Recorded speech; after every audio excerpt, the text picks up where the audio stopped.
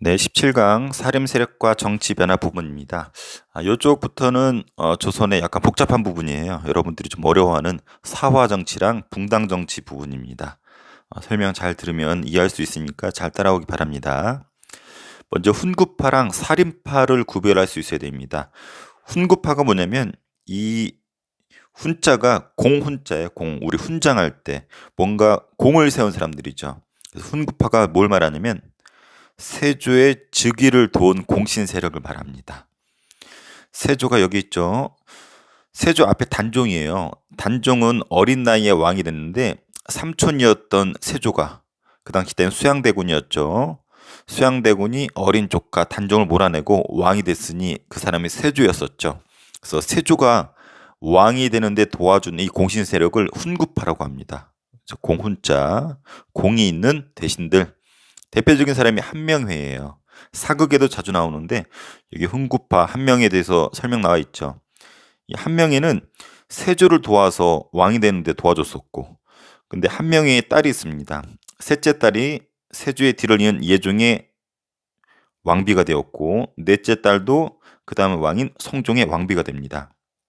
그래서 한명회 입장에서는 세조를 도운 1등 공신일 뿐만 아니라 예종, 성종, 뒤를 이은 왕들의 어떤 장인어른까지 하게 되죠.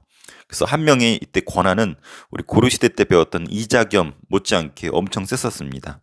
그래서 권력을 쥐고 타락했던, 심지어는 왕권까지도 위협을 가했던 이런 사람들을 훈구파라고 합니다. 별 쓰레기질 다 해요. 남의 여자, 부인을 빼앗는다든지 노비, 땅을 불법으로 빼앗는데 건들질 못해요. 왜냐면 힘이 워낙 세기 때문에. 그래서 심지어는 이 성종 있죠? 한 명의 어떻게 보면 사위인데 성종조차도 이 한 명의 이런 권력들이 너무 세다 보니까 얘네들 견제하고 싶은 거야. 그래서 성종이 이들을 견제하기 위해서 지방에 있었던, 지방에 짱박혀서 공부하고 있었던 사람들을 불러들입니다. 이 사람들을 살인파라고 부릅니다. 그래서 대표적인 사람이 김종직이에요. 김종직을 비롯해서 영남에 있었던 이런 지방에 짱박혀서 성리학을 공부하던 사람들을 불러들입니다. 영남은 경상도 지역을 말해요. 근데 얘네들은 별명이 바른생활 사나이야. 왕도 정치를 꿈꾸고 향총 자치를 강조합니다. 왕도 정치는 왕이 도덕적으로 인과 도를 통해서 백성들을 가르쳐야 되고, 향촌 자치, 마을은 성리학을 통해서 이런 사림들, 양반들이 다스려야 된다. 이런 논리를 가지고 있죠.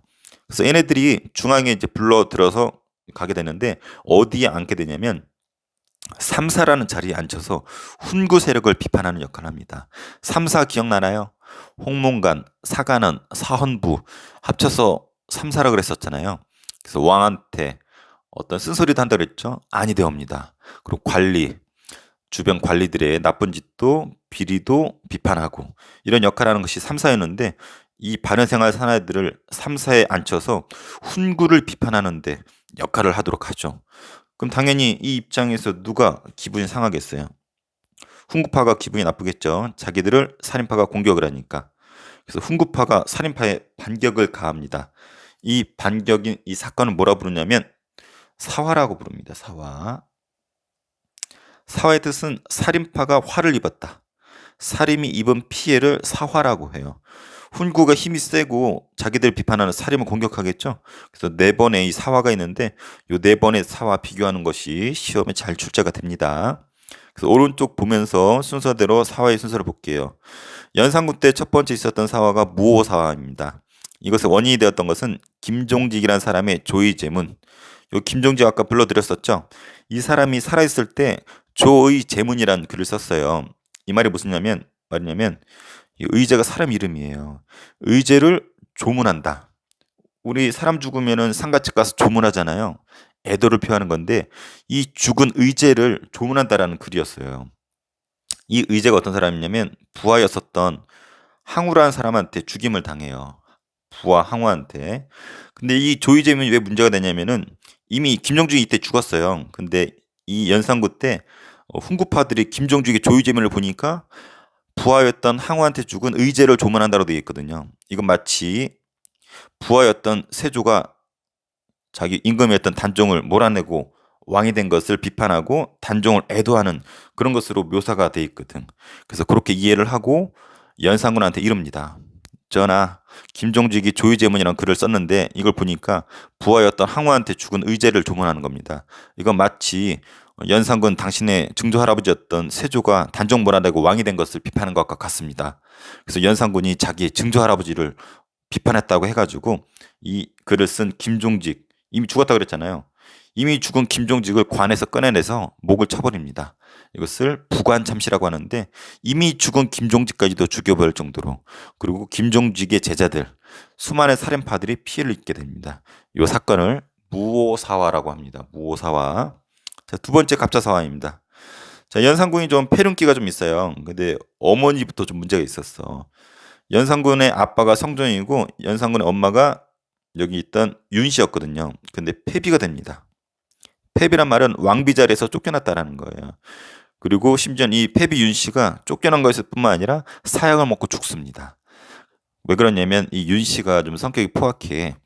좀 질투도 강하고, 성종이 좀 여자가 많이 있었는데 거기에 질투도 하고, 연, 연, 음, 왕이었던 성종을 좀 무시해버립니다. 심지어는 왕의 얼굴이라 그러죠. 왕의 얼굴, 용안이라고 하는데 이 용안을 손톱으로 긁어서 자국을 낼 정도로 아주 좀 포악하고 좀 나쁜 짓을 좀 했었다 그러죠. 그래서 참다 윤씨를 폐비, 왕비 자리에서 쫓아내버리고 나중에 사약까지 먹여서 죽여버립니다. 근데 문제는 이 사건을 연산군이 어렸을 때라서 아무도 연산군한테 이런 얘기 안 해준 거예요. 근데 연산군이 모르고 있었거든. 근데 이 훈구파들이 이 폐비 윤씨 관련된 사건을 연산군한테 이제 꼰지른 거예요, 속된 말로. 그래서 연산군이 자기 어머니의 죽음을 알게 되면서 관련된 부분을, 관련된 신하들을 싹 죽여버리게 되는데 이 사건을 갑자사화라고 해요. 근데 이때는 살인뿐만 아니라 훈구 세력도 같이 피해를 봐요. 그래서 그때 패비윤 씨한테 사역을 갖다 줬던 그 사람도 죽게 되고, 심지어는 아까 여기 권력자 한 명이 있죠. 한 명에도 이미 죽었거든. 죽은 한 명까지도 다시 죽일 정도로 이 갑자사화, 살인뿐만 아니라 훈구파까지도 같이 피해를 입었다라는 거. 자, 근데 우리 역사 속에서 이렇게 군으로 끝나는 왕이 두 명 있어요. 여기 연산군, 뒤에 광해군인데, 광해군은 그래도 업적이 있는데 이 연산군은 속된 말로 진짜 쓰레기 짓을 많이 했어요. 여기 보다시피 사람들도 많이 죽였잖아요. 그래서 이 연산군을 몰아내고 중종이 왕이 됩니다. 이 사건을 뭐라 그러냐면 중종 반정이라 그래요. 우리 역사에서 반정, 조선시대 때 두 번 있습니다. 그래서 중종 반정, 뒤에 인조 반정, 광해군을 몰아내고 인조가 왕이 되는 거. 그래서 반정은 한마디로 쿠데타예요. 그래서 연산군을 몰아내고 중종을 왕위에 앉힙니다. 그러면 또 중종을 왕으로 앉힐 때 또 공신이 있을 거 아니야. 또 훈구파, 또 다른 훈구파가 생기겠죠. 또 얘네들도 힘이 세니까 중종 입장에서는 이들 또 견제하기 위해서 살인파들을 또 등용시켜요. 대표적인 살인파가 조광조. 앞으로 해도 조광조, 뒤로 해도 조광조. 조광조 시험에 잘 나옵니다. 그래서 조광조의 개혁 정치 알아두세요. 세 가지만 알아두세요. 현량과를 실시해서 추천제예요. 원래는 과거나 음서를 통해서 관리가 돼야 되는데 추천을 통해서 지방의 능력 있는 사림을 대거 등용합니다. 소격서를 폐지합니다. 조광조는 초울트라 바른생활 사나이 성리학자예요. 성리학 이외엔 인정하지 않아. 그래서 도교 행사를 관장하던 소격서를 없애버립니다. 그리고 위훈삭제 알아두세요. 위훈삭제 뭐냐면 위가 가짜 위자예요.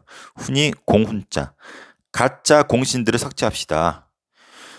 여기 중종을 왕위로 세우는데 공신들이 명단이 있을 거 아니에요. 근데 거기에 실제로 가담하지도 않고 공도 별로 있지 않은데 높은 공신이 된 사람들이 있어요. 공신이 되면 국가로부터 노비나 땅을 받을 거 아니야. 그래서 이 조광조가 보니까 가짜 공신이 있으니까 얘네들 삭제합시다라고 했는데 이 가짜 공신들 주로 훈구파일 거 아니에요. 훈구파들이 기분이 좋겠어요. 그래서 훈구파들이 반격을 가합니다. 그래서 일어난 사화가 기묘사화. 큰 틀에서는 이 조광조의 개혁 정치에 좀 스트레스를 받은 거예요. 심지어는 조광조를 불러들였던 중종마저도 좀 거부감을 갖습니다. 그래서 이 위훈 삭제에 불만을 품은 훈구 대신들과 중종이 합작해서 살림 세력을 죽여버립니다. 조광조도 역시 몰아내고, 이 사건 중에서 위훈 삭제 사건이 배경이 되었고, 여기서 우리가 알아야 될 것이 주초위양이에요.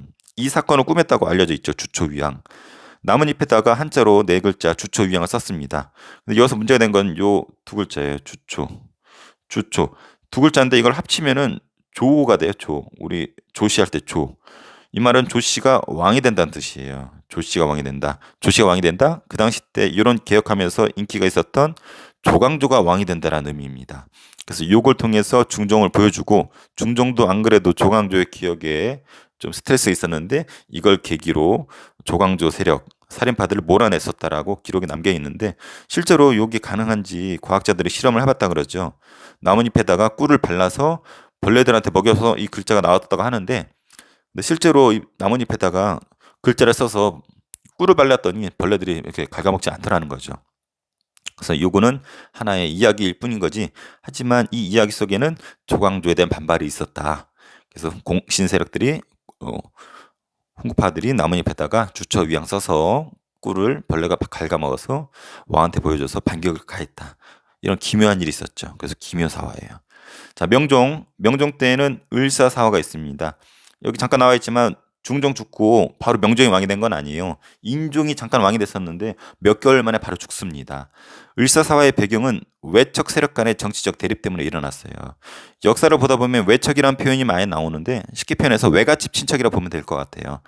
외가 쪽 친척, 왕비 쪽의 친척 말하는 거죠. 저 인종하고 명종이 둘 다 나이가 어렸어요. 근데 인종이 왕이 되느냐, 명종이 왕이 되느냐, 이제 다툼이 있었는데 인종이 더 서열이 빨랐어요. 근데 인종의 외삼촌이 윤임이라는 사람이었는데, 인종이 외삼촌이었던 윤임이 이제 권력을 잡고 있었고, 명종 외삼촌도 또 공교롭게도 윤씨예요, 윤원영. 그래서 이쪽을 큰 윤, 대윤, 이쪽은 작은 윤 해서 소윤해가지고 으르렁 되고 있었거든요. 그러다가 인종 외삼촌이었던 윤임이 권력을 잡죠. 왜냐면 인종이 먼저 왕이 되기 때문에. 근데 문제는 인종이 금방 죽어요. 그래서 인종 외삼촌이었던 윤임이 힘을 잃어버리겠죠.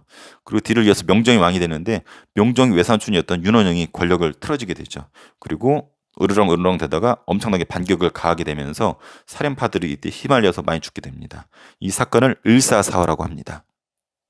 자, 알아두세요. 네 번의 사화: 무오사화, 갑자사화, 기묘사화, 을사사화. 이 사화 구별하는 거 시험에 잘 나옵니다. 그래서 네 번의 사화를 거쳤으면은 우리 살인파들이 많이 죽었을 것 같은데, 근데 끊임없이 우리 오토기처럼 끊임없이 등장을 하고 끝내 훈구파들을 다 몰아내고 살인파들의 권력을 잡습니다. 이때가 임진왜란으로 유명한 왕 선조 때예요. 그래서 살인이 드디어 훈구를 다 몰아내고 권력을 잡습니다. 그리고 사화 정치가 끝나고 붕당 정치가 시작된다고 합니다.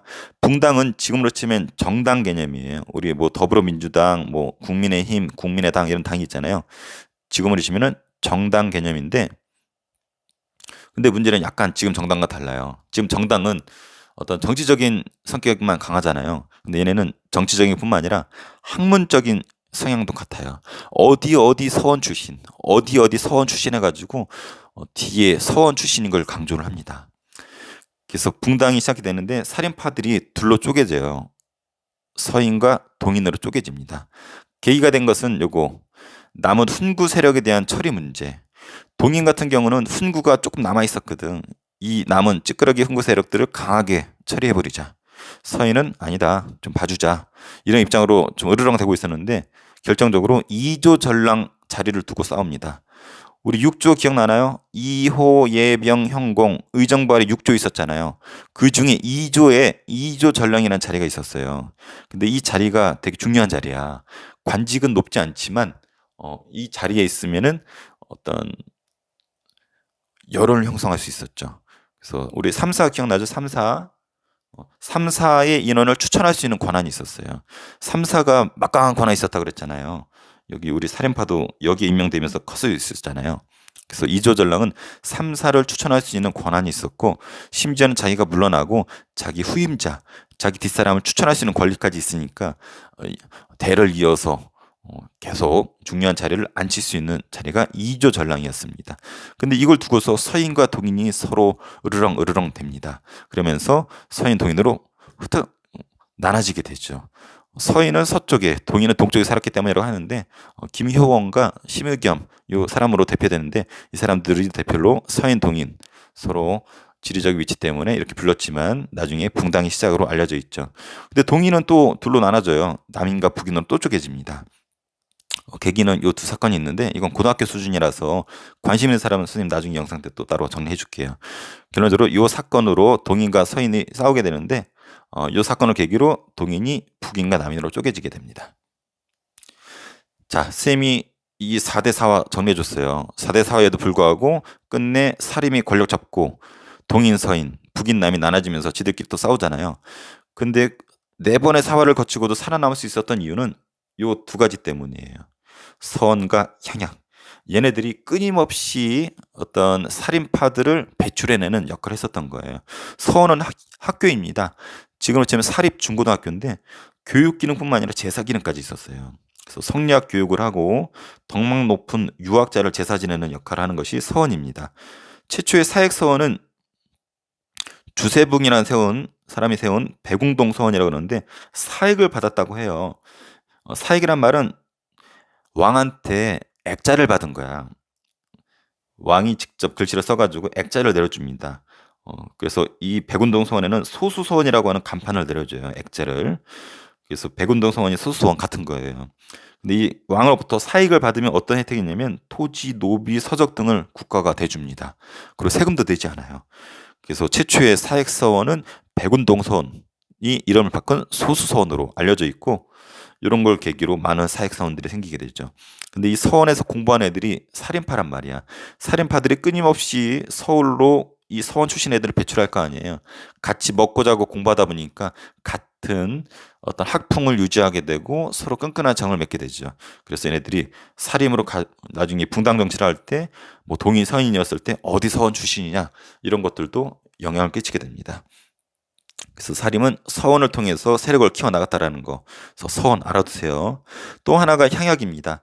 향약은 원래 있었던 농민 조직에 유교 윤리를 가미한 거예요. 어떤 유교적. 여기 향약 4대 덕목 하나 볼까요? 이거 중국 거 따다온 건데 이 네 가지를 강조했어요. 좋은 일은 서로 권하고 잘못된 것은 서로 규제하고 예의 바른 풍속은 교제하고 어려운 일은 서로 돕는다.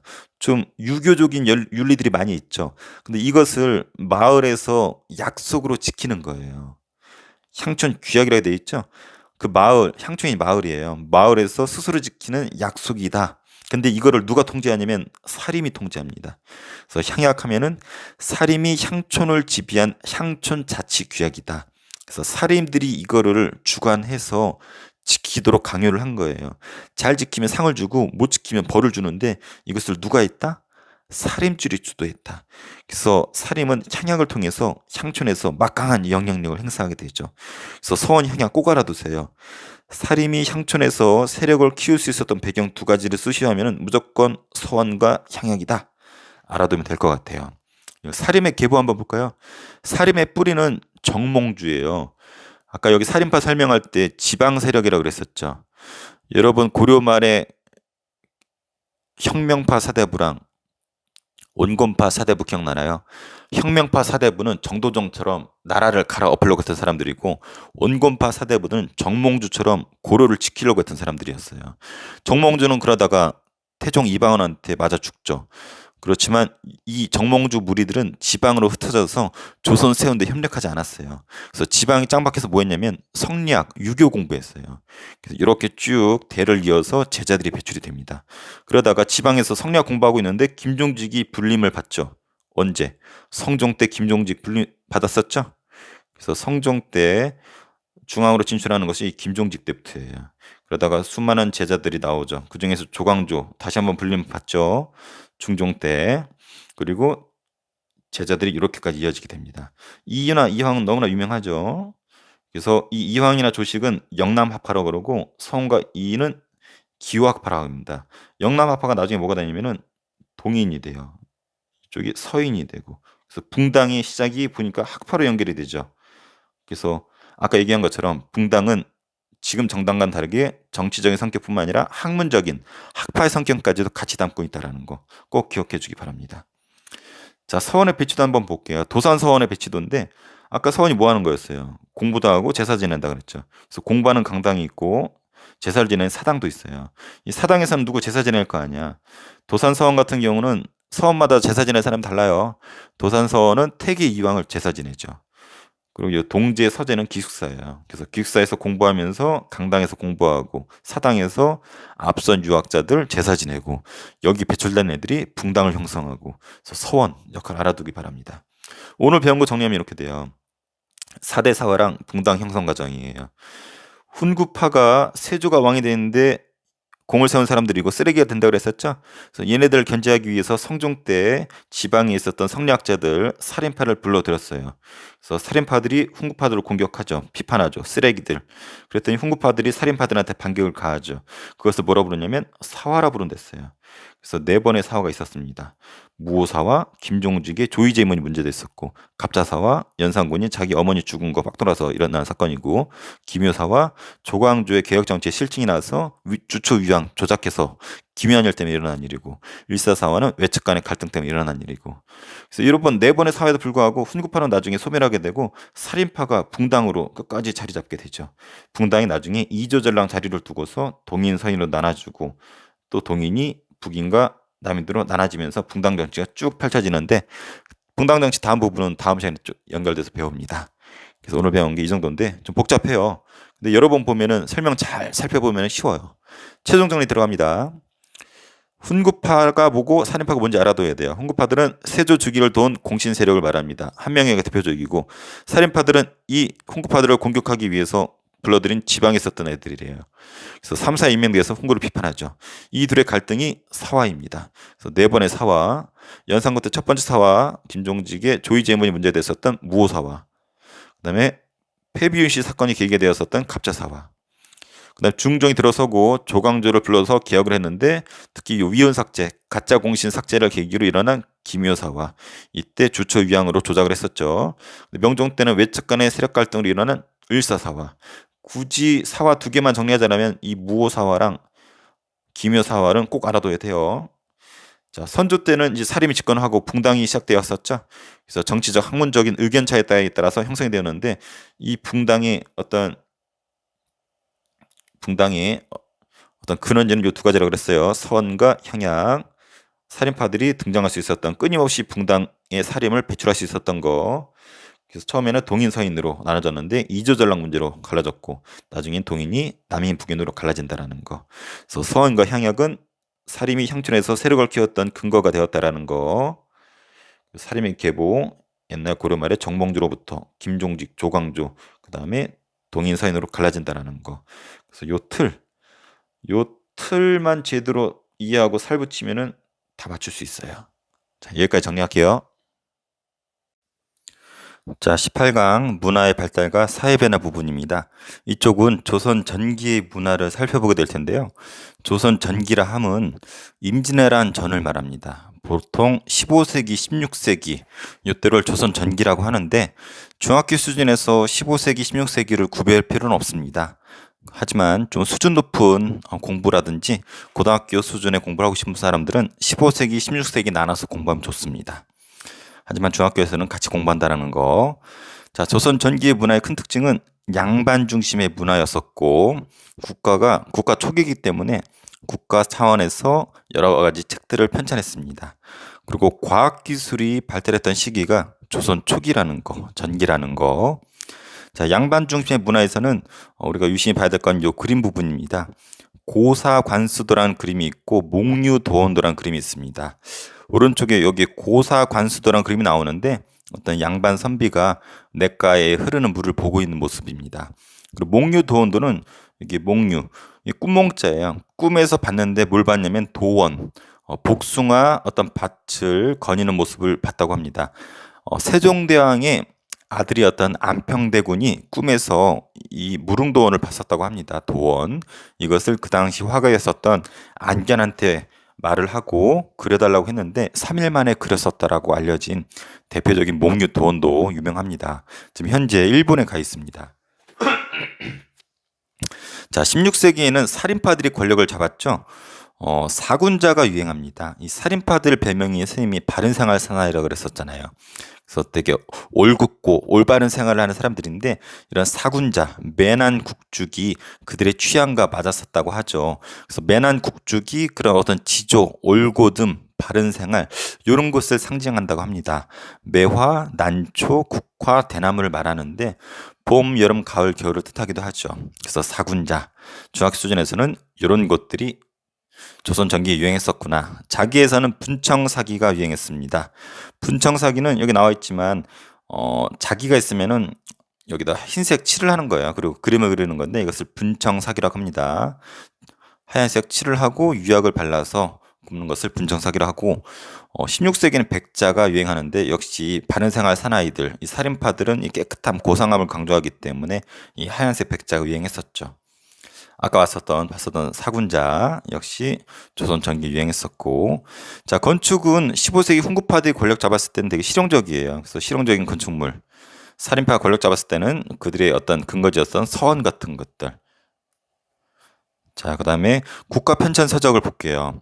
국가가 조선 초기에 전기에 이런 책들을 편찬하는 이유는 국가의 기틀을 다지고 새로운 제도와 문물을 정비하기 위해서입니다. 그래서 역사서도 정비를 해요. 앞선 왕조였었던 고려시대를 정리하기도 하고 조선시대 내내 당대의 역사를 기록했던 조선왕조실록, 요 아래에서 자세히 볼 겁니다. 요 윤리서 부분이 상당히 중요한데 조선은 유교 국가예요. 다른 말로 성리학 국가라고도 하죠. 이런 성리학 이념을 국가 차원에서 장려할 필요성이 있었습니다. 그래서 이런 책들을 편찬을 합니다. 삼강 행실도, 국조 오래의. 특히 삼강 행실도에서 이 삼강은 세 가지를 뜻합니다. 효자, 부모와 자식 간의 관계, 그다음 충신, 임금과 신하의 관계, 연려, 부부 간의 관계, 요 세 가지를 삼강이라 그러는데 이 세 가지 중에서 잘된 부분, 성리학적 이념이 잘 녹아있는 요 이야기를 그림과 글로써 만든 책을 삼강 행실도라고 합니다. 여기 나와 있죠. 본 것처럼 그림과 글자들로 인해서. 그래서 한글로 쓰기도 하고 한자로 쓰기도 했었다고 합니다. 그래서 삼강 행실도 만든 이유, 6.25 윤리를 보급하기 위해서. 또 국제 오레오는 국가 왕실이 치러지는 행사 있죠. 이것을 정리한 책이에요. 그래서 국가가 먼저 모범적으로 유교 행사를 유교 의식에 따라서 한다는 것을 보여주기 위한 겁니다. 그래서 이런 것들 두 개 꼭 알아두세요. 국가 차원에서 성리학 이념을 보급하기 위해서 만든 책이다. 근데 민간인 백성들 사이에서도 살인파들이 권력 잡았을 때 이 살인파들이 또 성리학자들이잖아요. 이런 성리학 유교 정리를 유교 질서를 퍼뜨리기 위해서 소학, 가래라고 하는 것들을 마을 단위에서 공부를 했었다고 하죠. 소학은 성리학, 어떤 성리학적 이념을 접하게 되는 어떤 입문서라고 할 수 있어요. 처음 접하게 되는 책, 기초서. 가래는 집가, 예의, 집에서 지켜야 될 예의 같은 것들을 정리한 책이 가래라고 합니다. 그래서 국가 차원에서 정리했다. 그리고 개인 차원에서 정리했었다. 이런 부분을 좀 정리해서 알아두기 바랍니다. 자, 지도는 혼일 강리역대 국도 지도라고 해서 태종 때 만들어진 지도가 있습니다. 세계 지도예요. 현재 전하는 것 중에서 동양에서 가장 오래된 세계 지도입니다. 보면 우리나라가 되게 크게 돼 있고 중국도 엄청나게 크게 돼 있어요. 중국 중심의 중화 사상이 잘 나타나 있죠. 특이한 점은 이 아프리카라든지 여기 유럽도 나와 있다라는 부분. 그래서 이 존재를 이때는 이미 알았었던 것 같아요. 하지만 중국과 우리나라 중심으로 그렸었다라는 거 알아두면 좋을 것 같습니다. 자, 법전 볼게요. 경국대전, 우리 앞서 배웠어요. 세조 때 편찬을 시작해서 성종 때 완성이 되었죠. 그래서 쌤이 이 성자가 이룰 성자, 완성되었다 성자라고 그랬었죠. 그래서 국가의 조선의 기틀이 완성된 법전, 경국대전. 그래서 농사직설 알아두세요. 세종대왕 때 그 당시 때 이제 중국 농서들이 많이 개발이 되고 보급이 되었었는데 우리나라 실정에 맞는 농법이 소개가 되어 있습니다. 그래서 자주적인 농사라고 할 수 있고 향약 집성방도 마찬가지예요. 우리나라 풍토에 맞는 약재랑 우리나라에서 구할 수 있는 약 있죠. 이런 것들 위주로 정리된 책입니다. 그래서 자주적인 의학책이다. 땡겨서 볼게요. 칠정산도 마찬가지예요. 한양을 기준으로 만든 역법서입니다. 보통은 중국을 기준으로 하는 역법서들을 썼었는데 우리 서울, 한양을 기준으로 하는 역법서이기 때문에 자주적이다라는 표현을 쓰죠. 그래서 자주적이라는 표현을 쓸 수 있는 거 여기 농사직설, 향약집성방, 칠정산, 공교롭게도 다 세종대왕 때죠. 한글도 자주적이죠. 우리나라 글이기 때문에. 그래서 알아두기 바랍니다. 자, 천문학은 왕한테는 아주 중요합니다. 천체의 움직임이나 어떤 기후 같은 부분은 왕과 연관지어서 해석을 했어요. 뭐 기후가 안 좋고 자연재해가 있었다. 왕을 뭐라고 합니다. 왕한테 왕책임이라고. 근데 막 기후도 좋고 자연재해도 없고 농사가 잘 돼. 이게 다 왕 덕분이라고 얘기를 하죠. 그래서 통치자들은 항상 이런 천문학에 관심이 많이 있었습니다. 측정기구가 세종 때 많이 개발이 됩니다. 우리 장영실 알고 있죠? 장영실과 함께 수많은 과학기술이 이때 개발이 되는데 뒤에 자세히 배웁니다.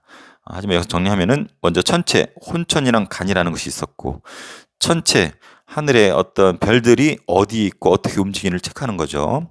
시간을 체크하기 위해서는 앙부일구 해시계, 자경루 물시계, 강수량을 측정하는 추구기 이런 것도 있었죠. 그리고 태조 이성계 때는 천문도라고 해서 천상열차 분야지도 고구려의 천문도를 바탕으로 돌에다 새겨놨어요. 이거죠. 그리고 한양 중심부로 역법을 계산했던 칠정산, 간이, 앙불구 해시계, 자경루, 물시계, 추구기, 강수량 측정하는 거 이런 과학기술은 세종대왕 때 장영실과 관련지어서 만들어졌다라는 거. 그리고 인쇄술도 중요합니다. 태종 때 조선 최초의 금속 활자인 개미자가 만들어졌고 특히 세종대왕 때 갑인자가 만들어져서 인쇄술이 발달하게 되죠. 금속 활자입니다. 그래서 글자 낱개를 금속으로 만들어서 판이 있으면 그 식자판에다가 박아서 글자를 조합해서 문자를 찍어내는 거예요. 갑인자. 최근에 이 갑인자가 발견이 되어서 사회를 놀라게 했었죠. 자, 화양무기는 신기전 영화 제목이기도 하죠. 신기전이 뭐냐면 화살이 있는데 뒤쪽에다가 뭘 달아서 화약을 통해서 추진력을 통해서 발사되는 먼 거리까지 갈 수 있는 화살을 신기전이라고 합니다. 로켓 원리를 이용한 거죠. 이것에다가 요 아래다가 화차 이걸 이동시키는 화차까지 연결을 해서 화차 신기전이 이때 임진왜란 중에 개발이 되죠. 그래서 여진 외구 침입 시에 활용을 했었다고 합니다. 영화 제목이기도 하죠. 알아두기 바랍니다. 여기 조선 전기의 문화가 있는데 이 중에서 세계 기록 유산이 또 특별한 게 두 개가 있습니다. 훈민정음. 자, 이걸 만든 이유가 오른쪽에 나와 있어요. 훈민정음 해례본이 세계 기록 유산으로 등재가 돼 있는데 나라 말씀이 중국과 달라서 또 이런 이유로 백성이 말하고자 하는 바가 있어도 제 뜻을 펼치지 못해서 안타까웠대요. 이를 가엾게 여겨서 28글자를 만들었으니 이것을 훈민정음이라고 하고 지금은 한글이라고 부르고 있죠. 그래서 배경 나와 있고 28자. 우수성이 엄청나답니다. 편리성과 과학성과 독창적이라고 하죠. 뭐 아프리카 이제 미기한 어떤 부족의 어떤 글자를 전달할 때 이 한글을 가르쳐주는 사례도 있다고 합니다. 그럴 정도로 편하고 과학적이고 독창적이고 쉽게 익힐 수 있다고 하죠. 초기의 활용은 용비어천가 조선을 세우는 이성계의 조상들 있죠. 조상들의 업적을 이 한글로 용비어천가를 써서 되게 미화시키고 강조했었던 어떤 조선 어떤 개창의 당위성을 설명했었던 책이 용비어천가. 삼강해시도를 아까 얘기했었죠. 유교 윤리를 보급하기 위해 그림과 함께 한글로서 전달했었던 거. 나중에 한자도 쓰이기도 합니다. 그리고 각종 서적이나 하급관리 선발 시에도 한글이 사용됐었다고 하죠. 그래서 우리 국문학 발전과 민족문화 발전의 바탕이 이렇고 지금도 우리가 지금 읽고 있는 것이 한글이죠. 조선왕조실록은 엄청납니다. 기록의 보고라고 할 수 있는데 조선 태조부터 철종 때까지 25도에 걸쳐서 뒤에 고종과 순종의 실록은 여기 들어가진 않아요. 그때는 약간 일본 일제강점기 하에 어떤 영향이 있었기 때문에 어떤 정확성 면에서 앞선다고 하고 차이가 있기 때문에 그건 빠져 있습니다. 왕이 죽으면 춘추관에서 실록청이라는 걸 설치해서 제작을 했었다고 해요. 여기 관련된 용어가 이렇게 되어 있습니다. 사관, 관리예요. 왕 앞에 사극본 왕 앞에서 뭔가 열심히 쓰고 있는 관리 있죠. 왕의 일거수일투족을 쓰는 관리, 사관. 그 사람이 쓴 메모를 사초라고 합니다. 우리 앞서 사화 정치할 때 김종직의 조의제문 배웠었죠. 조의제문이 이 사초의 하나입니다. 김종직이 썼던 사초 중에 하나가 조의제문이었었던 것 같아요. 메모, 세초. 그래서 이 사초를 모아서 왕조실록을 이제 완성시키는데 실록이 완성이 되면은 이 메모 있잖아요. 사초하고 각종 자료들을 없애버려요. 이때 종이가 귀하기 때문에 궁궐 옆에 있는 냇가에 가서 물에다가 이 사초를 글자를 다 지어냅니다. 그리고 종이를 말려서 다시 재활용하게 되죠. 이걸 세초라고 하고 사고, 고는 창고 고자예요. 실록을 보관한 창고라고 보면 됩니다. 그래서 서울 한양 안에 춘추관이 있고 지방에 사고라는 것을 설치를 해서 이 조선왕조 실록을 보관을 했었죠. 근데 임진왜란 때 불에 타고 하나가 살아남아서 그걸 복사를 해서 또 전쟁 때 불에 타고 남을지 모르잖아요. 탈지 모르기 때문에 나중에는 이 사고가 산골 깊숙이 전쟁이 일어나도 외적의 손을 타지 않기 위해서 깊숙이 박혀 있었다고 하죠. 그 중에 또 일본은 6.25 때 불에 타기도 하고 일본에 건너가기도 하죠. 자, 우수성은 왕도 볼 수가 없어요. 세종대왕도 뛰어나지만 자기가 어떻게 기록되고 있는지 볼 수 없었다고 하죠. 일례로 이성계가 말 타고 다니다가 말에서 떨어진 적이 있었어요. 그러니까 사관이 와서 막 적는 거야. 이성계 말에서 떨어지다. 그 이성계가 쪽팔리잖아. 그래서 사관한테 지어달라고 그러는데 사관이 뭐라 그랬냐면 기록으로 남겨놨어요. 이성계가 보여달라고 했음. 그럴 정도로 왕도 볼 수가 없었고 이 객관성과 공정성 확보 차원에서 왕도 보지 못하게 했었던 그 책이 조선왕조실록이고 이러한 부분은 전 세계에 보기가 어려운 사례입니다. 그래서 세계 기록 유산으로 등재가 되어 있다고 하죠. 자, 삼각행실도 자 백성들이 임금과 신하, 어버이와 자식, 부부 사이에 이 세 가지 일륜을 삼강이라 하고 이런 것을 남녀 모두 보기 쉽게 또 백성을 교화시키고 풍속을 이루어서 성리학 사회를 만들기 위해서 만든 것이 삼강행실도라는 거 꼭 알아두기 바랍니다. 최종 정리 가볼게요. 자, 조선 전기 문화입니다. 15세기, 16세기가 조선 전기인데 굳이 구별하지 않아도 돼요. 특징은 양반 중심의 문화였었고 국가가 대규모 편찬 사업을 했었고 과학기술이 발달했던 시기였었다는 거.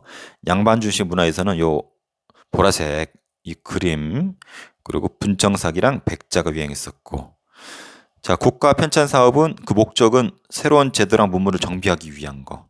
그래서 역사책도 정리했었고 윤리선은 꼭 알아두세요. 삼강행실도랑 국조 의례를 통해서 성리학적인 부분을 전달하고자 싶었다. 그리고 개인적으로 사람들도 소학이나 가래를 통해서 향촌 단위로도 성리학적인 힘을 보급하고 싶어 했었다. 지도로서는 혼일강력 대국지도라는 동양에서 가장 오래된 세계 지도가 있었고 경국대전 나라의 기틀이 마련됐었고 농사직설, 향약식성방, 칠정상 등 자주적인 부분이 엿보이는 어떤 농서, 의서, 역법서가 있었다라는 거. 그리고 천문학을 관련된 과학기술이 세종대왕 때 장영실과 함께 발전했었다는 부분. 그리고 갑인자라고 하는 금속활자가 발달했었다. 그리고 훈민정음과 조선왕조실록 같은 세계 기록 유산이 있었다는 부분. 요 사진과 관련지어서 한번 정리해 보기 바랍니다. 자, 19강 외란 호란의 발발과 영향 부분입니다. 여기 외란과 호란 이 두 개를 합쳐서 양란이라고 합니다. 조선시대는 전기랑 후기로 구별할 수 있는데 전기랑 후기를 구별하는 기준이 되는 것이 이 선조 때입니다. 선조 때 임진왜란이 터지는데 임진왜란을 기준으로 앞쪽을 전기, 뒤쪽을 후기라고 부릅니다.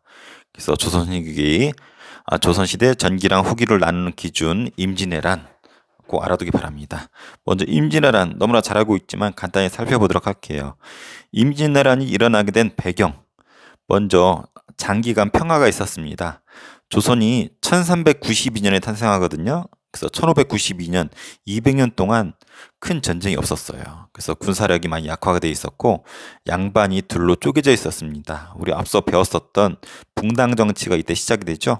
동인과 서인으로 쪼개지면서 지배층이 둘로 쪼개져 있었고 이 당시 때 일본의 분위기를 정탐하러 사신들을 보냈는데 동인 서인들이 나눠서 또 의견이 엇갈립니다. 한쪽은 일본이 침략할 우려가 있다, 대비하자. 한쪽은 그럴 의도가 없다라고 이제 판단을 하게 되죠. 그리고 일본 입장에서도 일본이 전국시대라는 시대를 통일하게 됩니다. 전국시대라고 해서 일본의 무사들이 쪼개져서 전쟁하던 시기가 있었는데 이걸 하나로 통일을 하게 됩니다. 그 사람이 도요토미 히데요시죠. 그리고 이 통일 이후에 도요토미 히데요시가 불만이 많은 무사들의 관심을 딴 쪽으로 돌리기 위해서 정명가도라는 것을 우리나라에 주장을 합니다. 정명가도, 정벌한다 명나라를, 빌려달라 길을.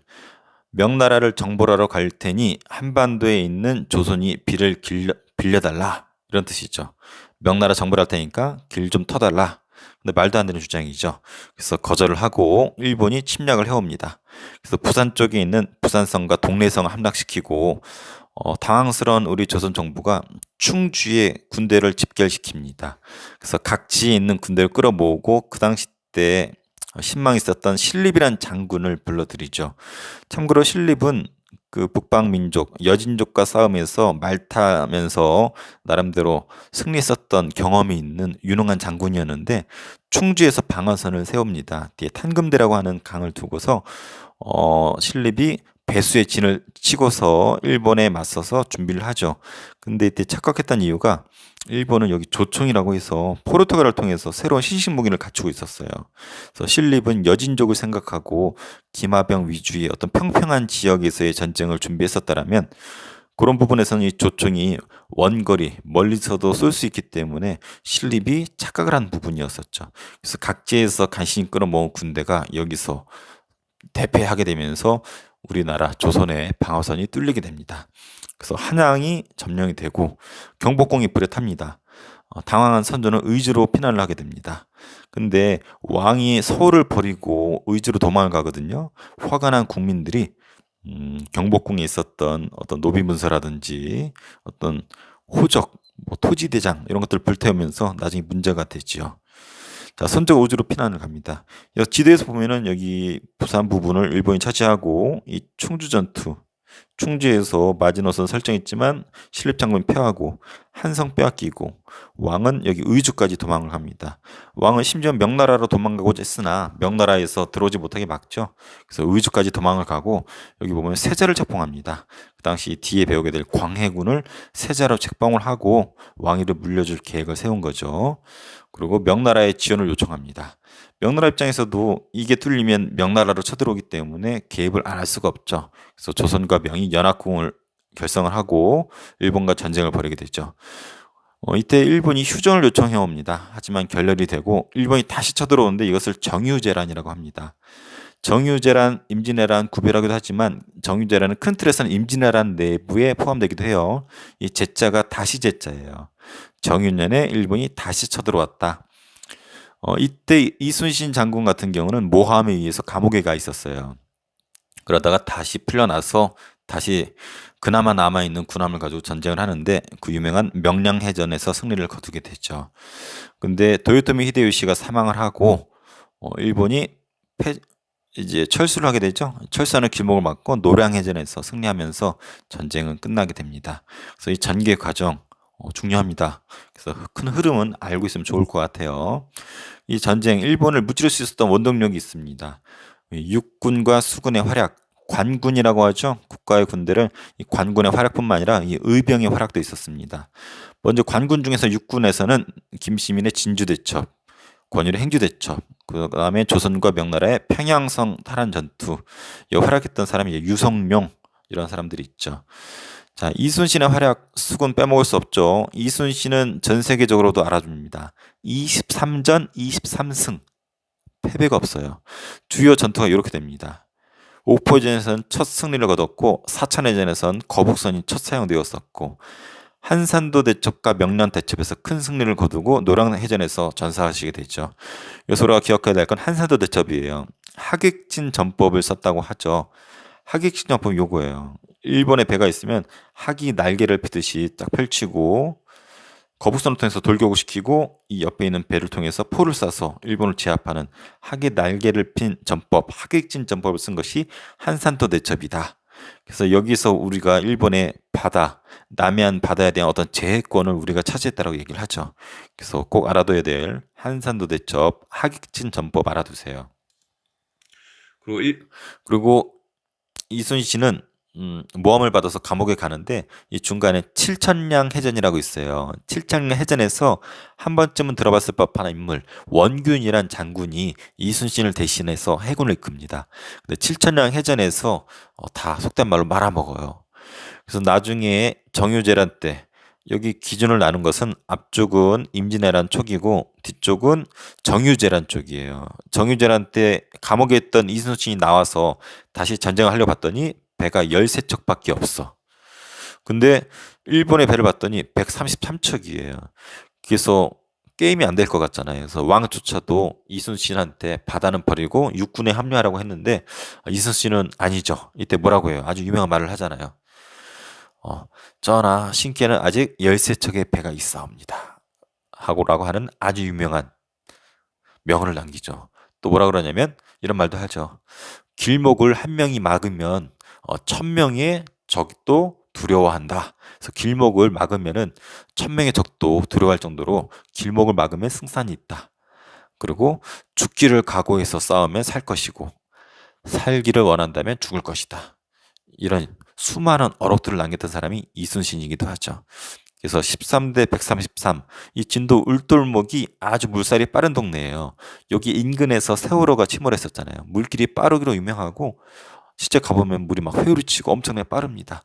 이 지형적인 걸 이용을 해서 이 133척이 13척이 133척 유인을 해서 큰 승리를 거두게 했으니 이것이 명량대첩이고, 우리나라 유명한 영화 명량행전도 있죠. 자, 그리고 도망가는 일본을 노량해전에서 이순신이 막아서고, 이때 이순신이 총탄을 맞아서 전사하죠. 또 이때 유명한 말을 남기죠. 나의 죽음을 알리지 말라. 동요할 수 있으니까 나의 죽음은 전쟁 끝나고 알려라. 그래서 이런 부분, 이순신의 해전은 워낙 유명하기 때문에 알아두기 바랍니다. 이 이순신의 이 수군의 활약이 중요한 이유는 수륙 병진 작전을 좌절했다는 부분이에요. 일본의 원래 계획은 육지로 이렇게 쳐들어가고, 이 당시 때 전쟁 때 중요한 것은 먹을거리를 공급해줘야 돼요. 그래서 육지로는 육군이 진전해 가고, 일본은 배를 통해서 이렇게 들어와서 먹을 것을 공급해주는 역할을 일본의 해군이 하기로 돼 있었어요. 근데 그것이 이순신이 이 바다에서 이것을 좌절시킨 거죠. 그래서 이 수군의 역할은 일본의 수륙 병진 작전을 좌절했다. 알아두기 바랍니다. 의병은 익숙한 지리를 활용한 민간인들의 활약이에요. 곽재우라고 하는 홍위 장군 들어봤죠? 빨간 옷을 입고 활약했던 사람, 정문부, 사명대사 유정, 서산대사. 이 명칭은 알겠지만 스님들이에요. 스님들이 전쟁에 참여했었고, 특히 사명대사 유정이라고 부르는데, 요 분은 나중에 임진왜란 끝나고 일본에 가서 우리 포로들을 데리고 오는데 역할을 하게 되고, 우리 대천중학교 옆에 도서관 있죠? 그 옆에 비석이 하나 있을 거예요. 이 비석이 사명대사와 관련된 비석이라고 하죠. 전쟁 결과입니다. 결과 끝나고 인구 많이 죽었죠. 토지도 없어지고 재정이 악화돼요. 왜냐면 토지대전과 호족이 사라졌기 때문에. 마찬가지로 신분 질서도 혼란스럽고, 문화재를 일본이 많이 훔쳐갑니다. 특히 도자기, 성리학 책, 문화재도 불에 탔죠. 경복궁, 왕조실록 보관하는 사고, 불국사도 불에 탑니다. 또 일본을 통해서 외래작물도 들어오기 시작합니다. 자, 일본의 변화입니다. 도요토미 히데요시가 죽고 뒤를 이어서 도쿠가와 이에야스가 새로운 에도 막부라는 걸 열게 됩니다. 그리고 조선의 국교를 재개를 다시 요청을 하죠. 그래서 도쿠가와 이에야스가 이제 국교도 다시 재개를 요청하고 포로도 돌려보내주고 해서 조선 내부에서 조율을 통해서 다시 국교를 재개하게 되죠. 일본은 임진왜란 이후에 문화가 발전합니다.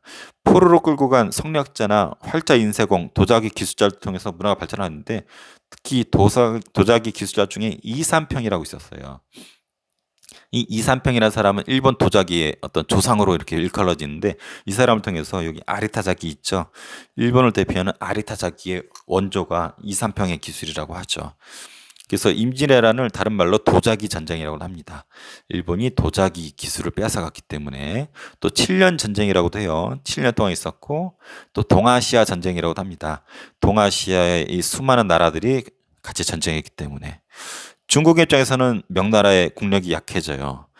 개입을 하면서 명나라도 힘이 약해지고, 북방민족이었던 여진족이 힘을 키워서 명나라를 공격하기 시작하죠.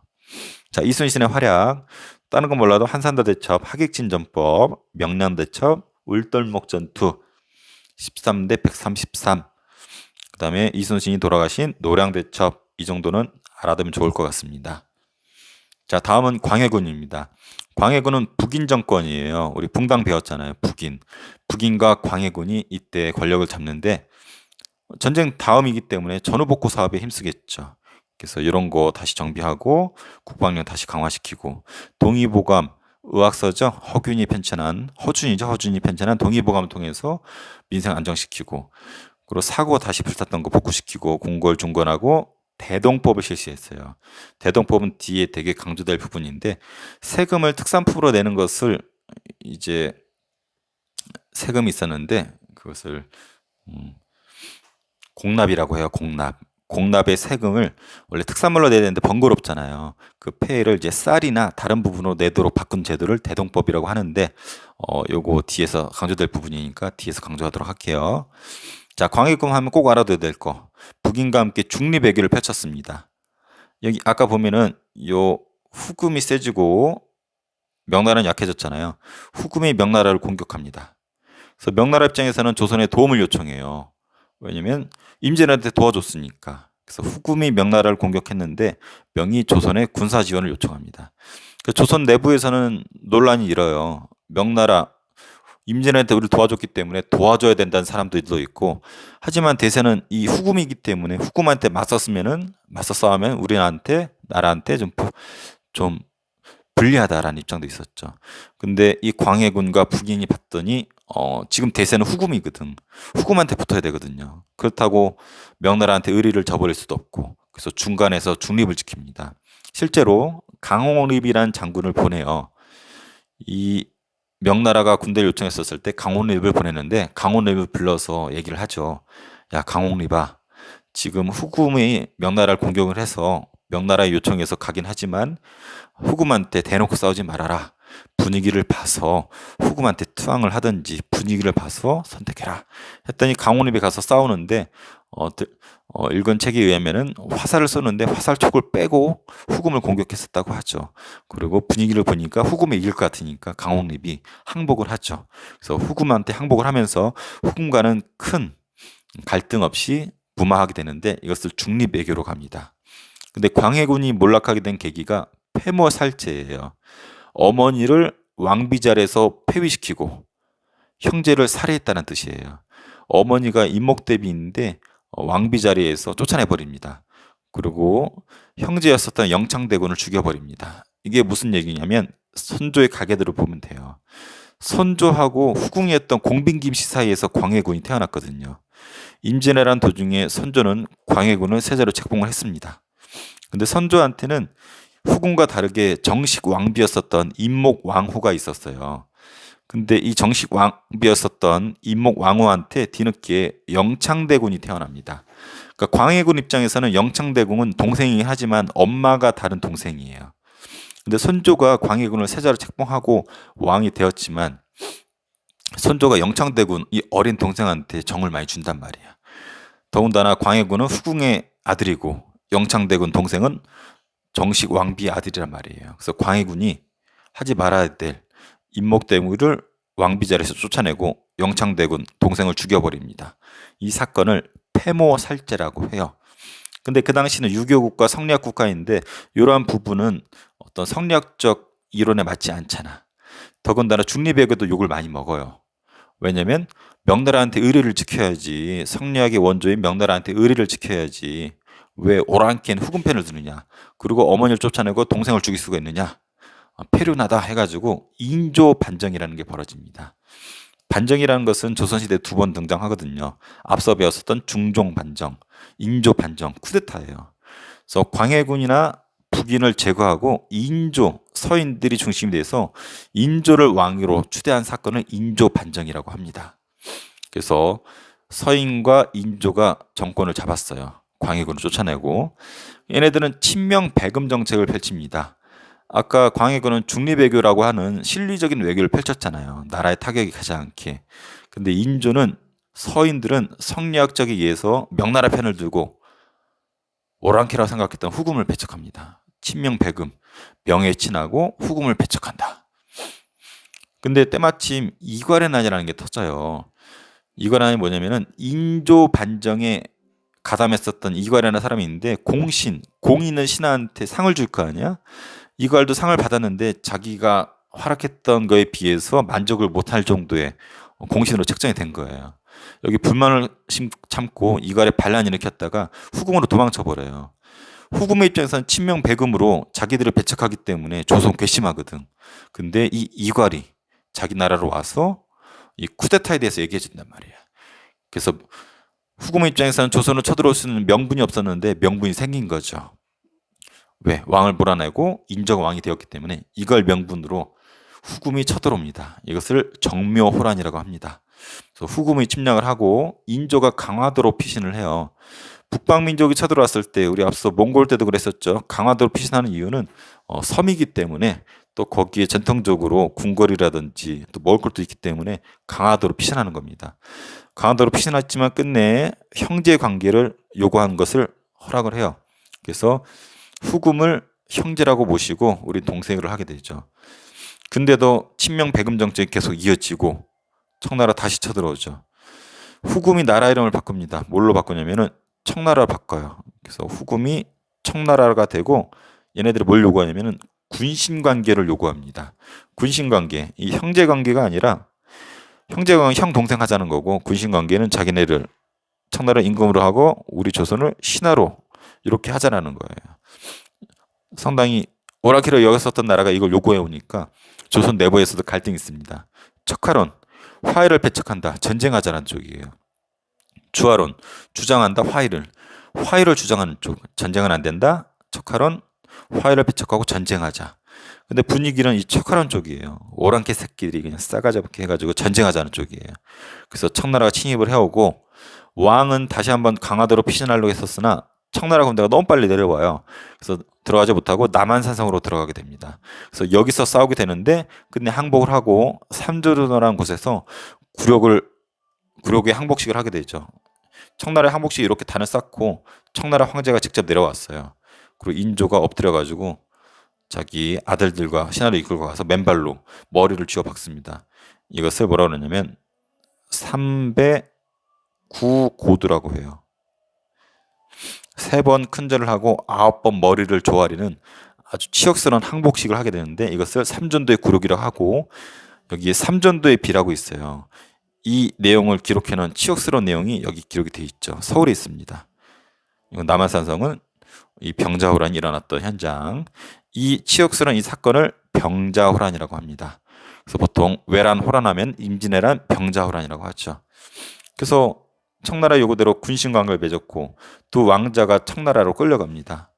왕자가 소현세자랑 복림대군이에요. 그리고 수많은 곡물과 여자들도 끌려가게 되죠.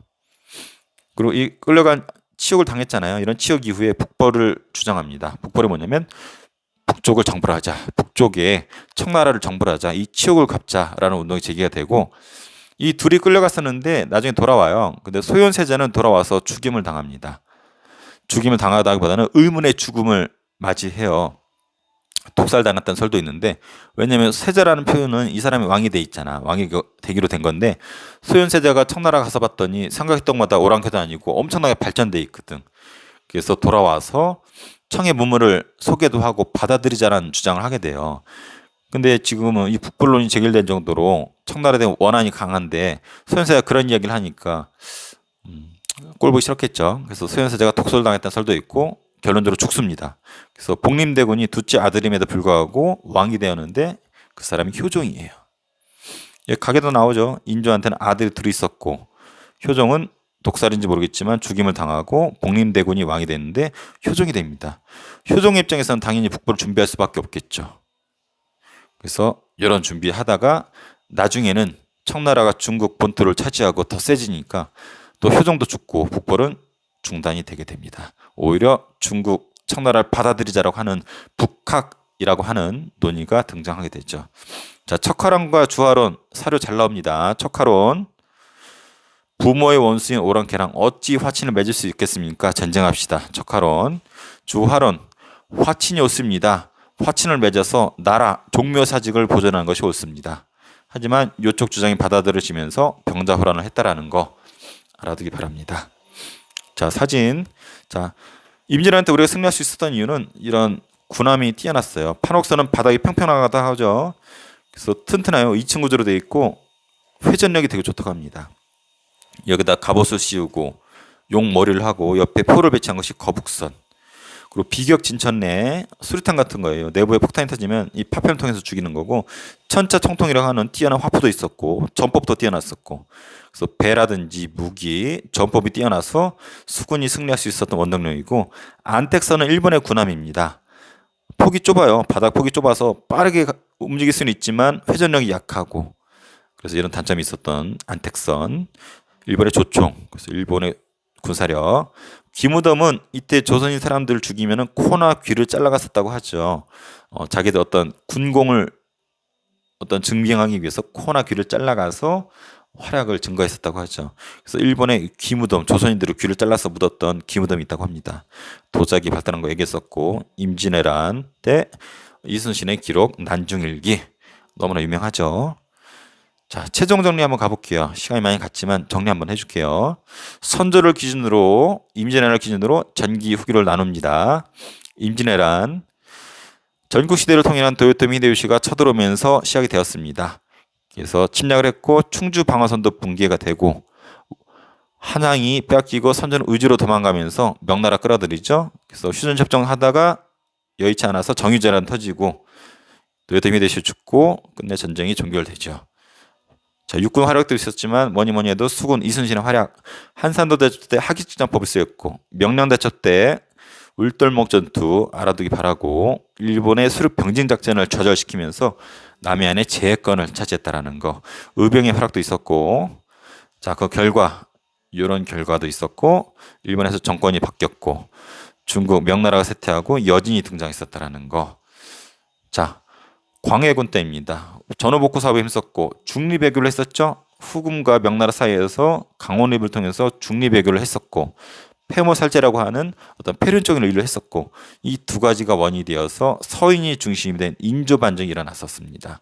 인조반정 이후 인조는 친명 배금 정책하다가 정묘호란 때 형제관계 맺었고 또 병자호란 때 군신관계를 요구했었는데 척화론, 주화론 나눠지다가 척화론이 앞서고 남한산성에서 항전하다가 삼전도의 굴욕을 당한 병자호란이 있었죠. 그러다 끌려갔었던 복림대군이 효종이 되고 북벌을 준비하게 되는 부분까지 배웠습니다. 자, 20강 조선 후기의 정치 변동 부분입니다. 우리 앞서 배웠었던 붕당 정치 있죠? 그쪽 부분 이어서 배우는 겁니다. 우리 선조 때 임진왜란이 터졌다고 했잖아요. 근데 선조 때 또 뭐가 시작됐냐면 붕당이 형성되고 시작되었다고 앞서 배웠어요. 그래서 본 것처럼 동인선인으로 나눠지는 것이 선조 때였었죠.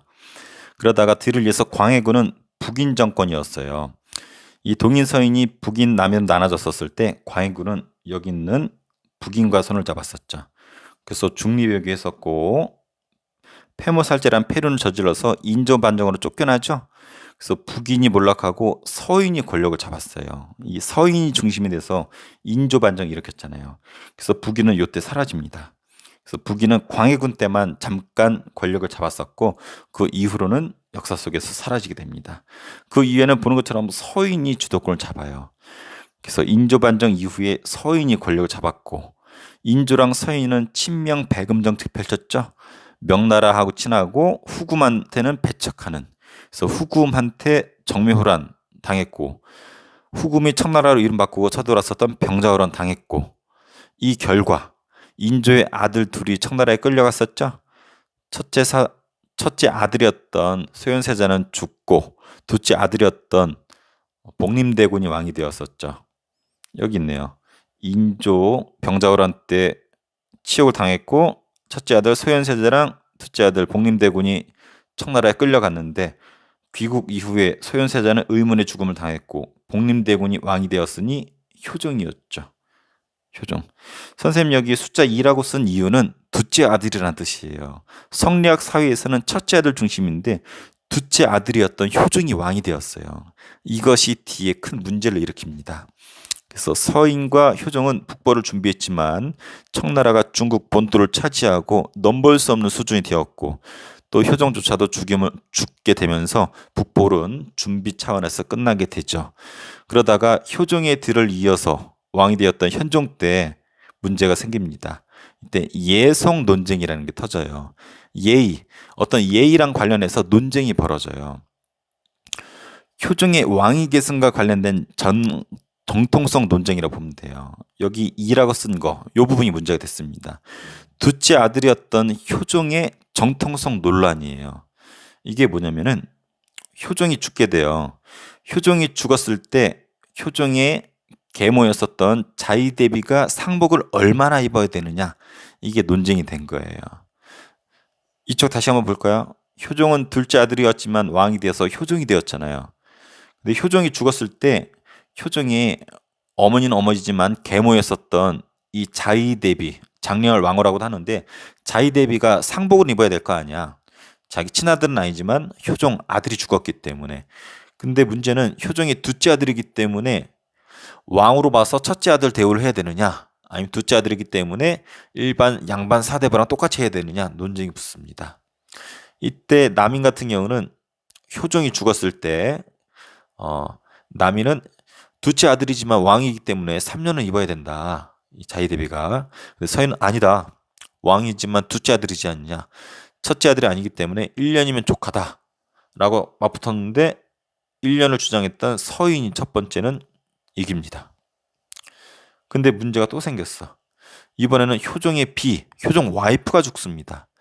똑같이 효종의 와이프가 죽으니까 역시 살아있는 자의대비가 상복을 얼마나 해봐야 될지 또 논쟁이 붙습니다. 효종 와이프가 죽으니까 남인은 야 그래도 왕이니까 왕의 부인이니까 1년에 입어줘야 되지 않느냐. 서인은 아니다. 둘째 아들이니까 양반하고 똑같이 9개월이면 충분하다. 근데 이번에는 1차 때는 서인이 이겼는데 이번엔 남인이 이깁니다. 그래서 처음에는 서인이 권력을 잡았다가 남인한테 권력이 넘어가게 돼요. 이 부분은 선생님이 이해를 돕기 위해서 써놓은 거고 이해 못해도 좋아요. 중학교 수준에서는 단순하게 효종과 효종비가 죽었을 때 계모였었던 자의대비 상복 기간을 두고 논쟁이 벌어지면서 붕당의 권력이 서인에서 남인으로 넘어갔다. 이 흐름 정도만 이해하면 될 것 같아요. 지금 입장에서 이해가 안 되죠? 뭐 상복 기간 가지고 뭐 이렇게 싸우는지 이해 안 되지 모르겠지만 성리학 사회에서는 요게 되게 민감한 부분이었어요. 효종을 둘째 아들이지만 왕의 어떤 정통성을 인정할 것이냐 아니면 둘째 아들로서 좀 인정하지 않을 것이냐 그런 논쟁이 관련돼 있기 때문에 아주 첨예한 논쟁이 붙었던 부분이에요. 근데 요때까지는 문제는 서로 상대 붕당 생각은 달라도 인정해주고 서로 경쟁하고 죽이거나 하지 않았어요. 아주 그래 효율적으로 경쟁하고 조화를 이뤘던 그런 부분이었는데 숙종 때 문제가 생깁니다. 숙종은 상대 붕당을 인정하지 않고 죽여버립니다. 그리고 권력을 하나의 붕당이 독점을 해요. 일당 독재라고 써 있죠. 하나의 붕당이 권력을 독점하고 상대 붕당한테 보복을 합니다. 상대 붕당한테 택배로 사약 보내서 사약 먹이고 죽여버려요. 이것을 환국정치라고 하는데 이걸 숙종이 또 가지고 놀아요. 환국 한자 그대로 풀이하면 바꿨다 나라국 나라를 바꿨다라는 거야. 한 번은 서인한테 권력 줬다가 남인 죽여버리고 또 한 번은 남인한테 권력 줬다가 서인 죽여버리고 다시 또 서인한테 권력 주고 남인 죽여버리고 붕당을 수시로 바꾸면서 왕권을 강화시키고자 했던 사람이 숙종이에요. 이러한 정치를 뭐라 그러냐면 환국정치라고 합니다. 왕이 집권한 붕당을 급격히 교체하는 정치예요. 그래서 이때는 붕당 정치가 변질되었다라고 합니다. 변질, 안 좋게 변했다. 이때까지만 해도 이 예성 논쟁까지만 하더라도 생각은 달라도 상대 분당을 인정하고 대우해줬잖아요. 근데 환국 정치에는 상대 붕당을 죽여버리고 하나의 붕당이 독점하는 또 왕도 그걸 의도했었고 이것을 환국 정치라고 합니다. 크게 세 번의 환국이 있었는데 이름은 몰라도 돼요. 흐름만 이해하세요. 처음에는 이제 남인, 여기 남인이 마지막에 권력 잡았었죠. 남인의 대감 중에 허적대감이라고 있는데 얘가 왕의 허락 없이 왕의 물건을 써요. 기름 천막이라고 해서 자기 행사, 집안의 행사에 왕의 천막을 갖다가 허락 없이 씁니다. 그래서 숙종이 남인 새끼들 많이 컸네 해가지고 남인을 몰아내고 서인한테 권력을 몰아주게 됩니다. 이것을 첫 번째 황국이라 불러요. 오른쪽 가계대로 한번 볼까요? 숙종의 여자 관계가 좀 복잡합니다. 인현왕후라고 하는 정식 왕비가 있었는데 이쪽은 서인 계열이에요. 장희빈 들어봤나요? 사극에 많이 나오는 희빈장씨라고 하는데 이 장희빈은 남인 계열이에요. 지금 1차 환국에서 서인이 권력을 잡았죠. 근데 이 남인이 다시 권력을 잡고 싶으니까 장희빈을 궁궐로 들려보냅니다. 이 장희빈이 얼굴이 그렇게 이뻤대요. 그래서 숙종이 장희빈한테 사랑에 빠지죠. 그래서 인현왕후를 쫓아내버리고 장희빈을 자기 아내로 삼습니다. 그래서 남인한테 권력이 넘어가죠. 장희빈 때문에 남인한테 권력이 넘어가요. 근데 사람 외모라는 것이 시간이 지나면 시들시들해지잖아요. 그래서 숙종이 또 희빈 장씨가 인현왕후를 저주하는 인형도 있고 저주를 퍼부었고 뭐 무속을 가져다가 장난도 치고 하는 모습을 보이면서 숙종이 장희빈한테 멀어지고 다시 인현왕후한테 돌아서게 됩니다. 그래서 인현왕후 서인한테 다시 권력을 주게 되는데 이것을 갑술왕국 3차 황국이라고 합니다. 서인이 권력을 잡았을 때 서인이 괘씸한 거야. 남인한테 보복을 하는데 강하게 보복하자는 노론, 그래 좀 봐주자는 소론 이렇게 나눠지게 되는 거죠. 그래서 이 흐름은 몰라도 돼요. 단지 남인 서인이 번갈아 가면서 권력을 주고받고 상대 붕당을 죽였다. 이것을 환국정치를 한다라는 거 알아두기 바랍니다. 경신왕국 서인한테 권력이 넘어갔어요. 남인 허적대감이 깝쳐서 기사왕국 장희빈한테 넘어간 숙종이 남인한테 권력을 줬어요. 근데 장희빈한테 다시 멀어지고 다시 인현왕후가 그리워서 서인한테 권력을 줍니다. 이런 식으로 여인과 관련되어서 붕당을 급격히 교체한 정치, 환국정치, 변질되었다라는 표현 알아두기 바랍니다. 흐름이 여기 나와 있죠. 선조 때 동인 서인 붕당이 시작됐었고 이조전랑 자리 두고 나눠졌다고 그랬죠. 북인 남인 나눠졌다가 광해군 땐 북인 정권이었다가 인조반정으로 몰락하고 서인이 권력을 잡았죠. 남인도 거기에 같이 동참했었고 인조 때 서인 친명 배금하다가 병자호란 당했고 효종 때 북벌 준비했었고 그러다가 현종 때 서인이 가지만 이 남인하고 예성 논쟁 벌였었죠. 효종과 효종 죽었을 때 자위 대비의 복장을 두고서 예성 논쟁이 벌어집니다. 그러다가 숙종 때 다시 서인과 남인이 번갈아 가면서 환국이 벌어졌는데 이 환국 정치는 상대 붕당 인정하지 않는 거라고 그랬어요. 큰 틀에서는 여기도 환국도 붕당 정치지만 보통은 변질되었다고 해서 붕당 정치, 환국 정치 구별해서 이야기도 합니다. 그리고 노론소론 다시 갈라주고 그래서 이 흐름 좀 알아두기 바랍니다. 예성 논쟁 관련된 사료예요. 서인 쪽은 효종이 둘째 아들이라고 해서 왕으로 별로 인정하지 않았죠. 그래서 효종 임금이 돌아가셨는데 둘째 아들로 왕위를 이었다. 그래서 일반 양반 사대부랑 마찬가지로 자위 대비는 1년만 상복 입어라. 남인은 아니죠. 남인은 효종께서 임금이 되었다.